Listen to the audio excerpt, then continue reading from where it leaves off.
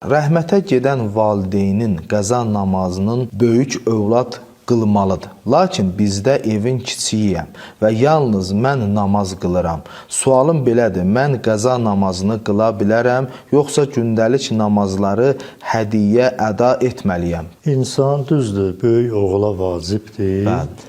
Amma o birisi övladlar və yaxud heç övladı olmayan başqa bir kəslər istəsə kömək eləsin, eləyə bilərlər. Bir eybi yoxdur. Bəli. Hətta müstəhəbdir. Müstəhəbdir, başqaları da məsələn qılsınlar onun ölünün qəzalarından.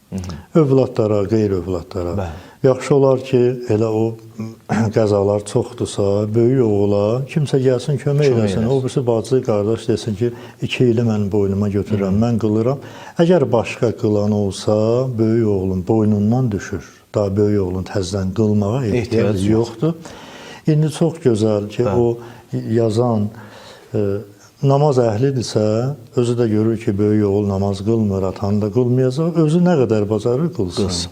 Həm böyük qardaşının boynundan düşər. Yük azalır, həm də ataya bunu xeyir.